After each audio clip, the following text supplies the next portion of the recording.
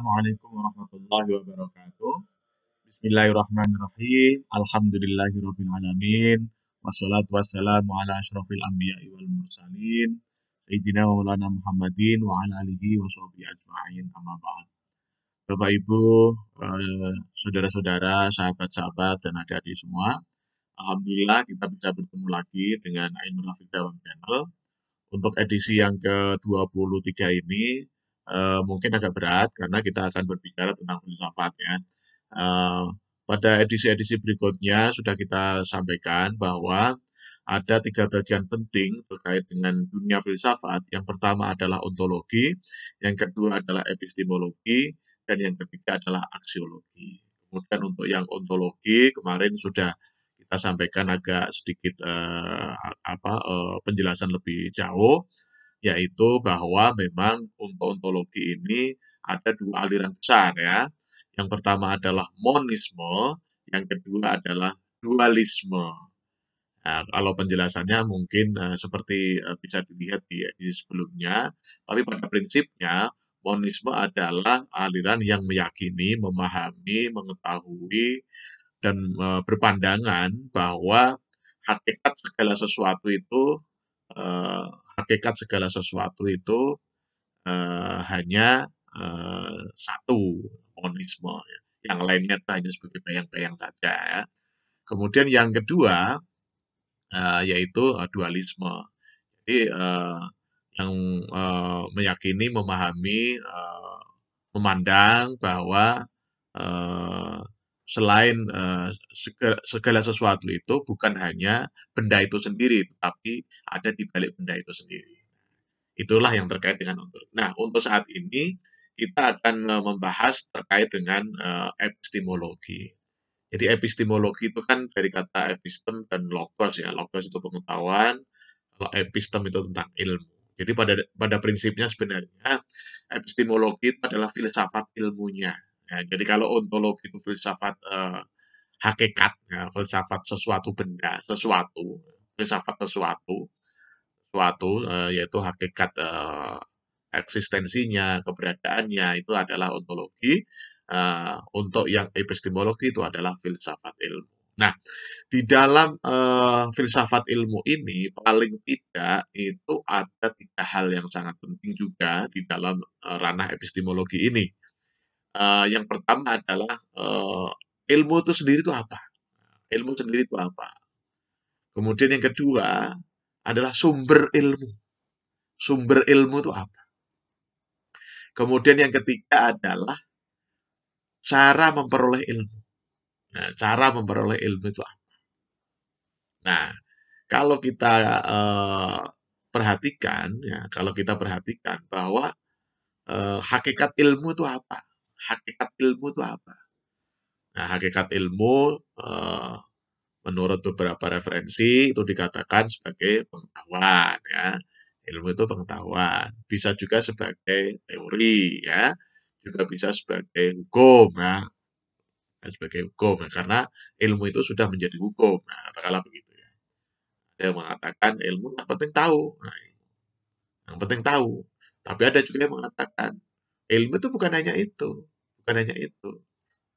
Nah, misalnya nih, saya tahu bahwa orang itu, saya tahu bahwa orang itu kemarin apa membeli sesuatu, misalnya. Itu mengetahui. Nah, pengetahuan yang seperti ini adalah pengetahuan-pengetahuan yang biasa. Berbeda dengan ilmu yang sudah berbasis riset. Nah, itu beda. Nah, inilah maka nanti terkait dengan hakikat ilmu itu nanti tergantung pembahasannya seperti apa. Apakah ilmu itu hanya sebatas pengetahuan atau sebagai sebuah ilmu yang memiliki nilai, ya kan? Bahkan ada juga bukan hanya pengetahuan, bukan hanya bernilai, tetapi juga berimplikasi. Nah, berimplikasi. Jadi ilmu itu bisa difahami sebagai pengetahuan seseorang saja. Seperti tadi misalnya saya tahu bahwa orang itu sedang membeli sesuatu, sedang membeli apa katakanlah begitu. Nah, itu bisa bernilai. Mengapa? Karena ada seseorang yang bertanya tentang orang itu. Misalnya nih Abdul Ghafur nih, kebetulan eh, saya mengetahui bahwa Abdul Ghafur itu sedang membeli sesuatu. Saya tahu bahwa Pak Ghafur itu membeli sesuatu. Nah, itu pengetahuan biasa, pengetahuan biasa. Pengetahuan ya. Saya tahu bahwa Pak Ghafur itu membeli buku, membeli sesuatu. Nah, itu menjadi bernilai ketika ada seseorang yang bertanya kepada saya, dan dia pengen mengetahui kondisi atau kondisi atau posisi Pak Abdul Ghafur. Nah, misalnya si B tanya ke saudara saya, Bapak tahu nggak itu Pak siapa Pak Ghafur di mana? Nah, ketika saya memberitahu bahwa Pak Ghafur itu sedang membeli di warung itu, maka ini bernilai. Jadi ilmunya bernilai. Nah, kemudian itu juga akan berimplikasi. Misalnya nih, kebetulan si B itu bertanya seperti itu. Kemudian ada si C. Nah, dia mungkin hanya pengen tahu saja ya. Kemudian si C dia bertanya, oh, tahu nggak Pak Abdul Ghafur di mana? Nah, Pak Abdul Ghafur di mana? Nah, dia bukan hanya sekedar ingin bertanya, dia ingin memberi sesuatu kepada for misalnya nih membayar hutang atau membayar barang yang kemarin dibeli belum dibayar dan sebagainya. Itu berimplikasi. Implikasinya apa? Implikasinya adalah misalnya eh, memberi sesuatu berarti sedekah. Ketika kemudian membayar berarti jual beli. Nah, malah katakanlah begitu ya. Jadi ilmu itu bisa difahami sebagai pengetahuan belakang, kemudian pengetahuan yang bernilai, dan pengetahuan yang berimplikasi. Itu terkait dengan yang pertama, yaitu hakikat ilmu. Kemudian yang kedua adalah sumber ilmu. Sumber ilmu. Sumber ilmunya dari mana? Sumber ilmu dari mana? Mungkin kalau pengetahuan level 1, seperti pengetahuan tadi, cukup diberitahu oleh orang.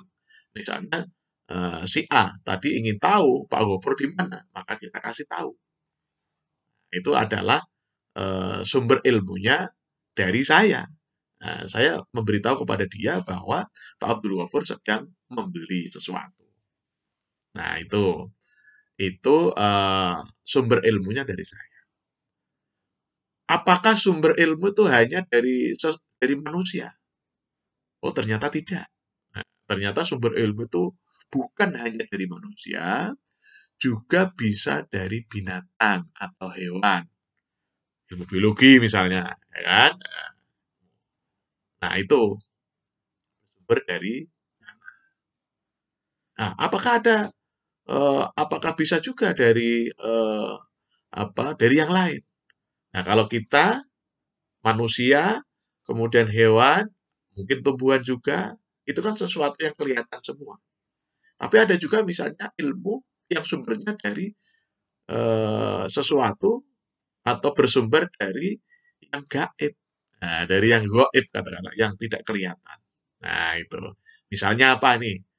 Ya, tentunya ilmu agama ya, ilmu agama itu kan dari Allah Subhanahu wa taala, kemudian diturunkan kepada wahyu kepada Rasulullah Muhammad sallallahu alaihi wasallam, kemudian diajarkan kepada kita semua. Itu adalah sumber ilmu. Nah, kemudian yang ketiga adalah cara mendapatkan ilmu, cara memperoleh ilmu. Ya, mungkin yang sederhana kita bertanya. Nah, itu kita bertanya, kita membaca buku. Nah, kita memperoleh ilmu. Cara memperolehnya kita membaca, kita bertanya. Atau kita berguru kepada seseorang. Kita berguru kepada seseorang. Atau juga misalnya kita mendapatkan ilham. Kalau wahyu sudah nggak boleh ya, ini ilham boleh. Kalau ilham masih bisa. Inspirasi. Nah, jadi cara memperoleh ilmu itu bisa melalui bertanya, bisa melalui membaca, bisa melalui mendengarkan ceramah, mendengarkan orasi ilmiah, mendengarkan khotbah, macam-macam. Kemudian juga bisa berkontemplasi. Nah, kontemplasi itu artinya kita merenung secara mendalam, kalau dalam bahasa dulu itu bertapa, nah, bertapa, semedi, ya itu semedi atau bertapa. Nah, itu. Nah, jadi yang terkait dengan epistemologi itu seperti itu ya. Jadi yang pertama adalah hakikat ilmu itu sendiri, yang kedua adalah sumber ilmu, dan yang ketiga adalah cara memperoleh ilmu. Barangkali demikian terkait dengan epistemologi ini, kita ucapkan tagline bersama-sama, sukses di dunia, bahagia di dunia, sukses di akhirat, bahagia di akhirat. Amin, amin, amin. Terima kasih. Assalamualaikum warahmatullahi wabarakatuh.